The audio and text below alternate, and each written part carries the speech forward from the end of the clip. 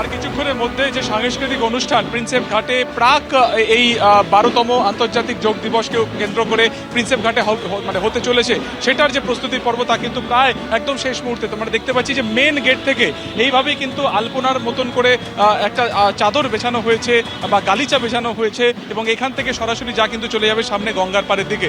এবং প্রচুর মানুষ তারা কিন্তু ইতিমধ্যে এখানে ভিড় করেছেন আজকে এই সাংস্কৃতিক অনুষ্ঠানকে তারা প্রত্যক্ষ করার জন্য। আমরা জানি যে এই বছর প্রথম পশ্চিমবঙ্গে এবং কলকাতাতে বিশেষ করে আগামীকাল এই আন্তর্জাতিক যোগ দিবস পালিত হবে এবং সেখানে প্রধানমন্ত্রী খোদ সেখানে কিন্তু থাকার কথা রয়েছেন। এবং ইতিমধ্যে আলো জ্বলে উঠেছে, আলো রোশনাই জ্বলে উঠেছে এবং এই যে প্রিন্সেপ ঘাট, এই প্রিন্সেপ ঘাটে কিন্তু মূলত লেজার শো হবে এমনটাই আমরা জানতে পারছি। কারণ মিলেনিয়াম পার্কে যেমন একদিকে ড্রোন শো এর মাধ্যমে এই আন্তর্জাতিক যোগ দিবসকে সেখানে দেখানো হবে, তার পাশাপাশি কিন্তু এইখানে এই আন্তর্জাতিক যোগ দিবসের কি ইম্পর্টেন্স রয়েছে, কি গুরুত্ব রয়েছে সেটাকে একেবারে লেজার শো এর মাধ্যমে বোঝানো হবে। এবং তার ঠিক সামনে আমি দেখানোর চেষ্টা করব ক্যামেরা সন্দীপ পালকে, সামনে যে কালচারাল অনুষ্ঠান, সেই অনুষ্ঠানের যে মানে কর্মসূচি সেটা কিন্তু ইতিমধ্যে শুরু হয়ে গিয়েছে। আমরা দেখতে পাচ্ছি মহিলা ঢাকি যারা জেলা থেকে এসেছেন তারা কিন্তু সেখানে এই ঢাকির আওয়াজের মাধ্যমে এই যে কর্মসূচি, সেই কর্মসূচিকে ইতিমধ্যে তারা শুরু করলেন। এবং গোটা যে প্রিন্সেপ ঘাট চত্বর সেটা সুন্দরভাবে সাজানো হয়েছে।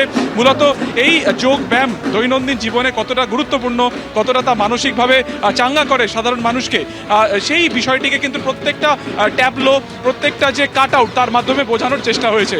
আমি একবার সরাসরি যে ছবি দেখাচ্ছে ঢাকের মাধ্যমে সেখানে কিন্তু এই যে অনুষ্ঠান তা শুরু হয়েছে। যারা ছোট বাচ্চারা যারা এখানে আসবে তাদের মনোরঞ্জনের জন্য সেখানে কিন্তু ছৌ নৃত্য আছে, সেখানে কিন্তু বিভিন্ন রকমভাবে এই বর্ণাঢ্য অনুষ্ঠানে এটাকে সাজানো হয়েছে। ফলত এই মুহূর্তে যেটা যে ছবি সরাসরি দেখছো তুমি যে প্রিন্সেপ ঘাটে, সেখানে কিন্তু এই ঢাকের আওয়াজের মাধ্যমেই সেজে উঠেছে বা বলা চলে যে আগামীকাল যে আন্তর্জাতিক যোগ দিবস হতে চলেছে তার যে সূচনা তা কিন্তু শুরু হয়ে গিয়েছে।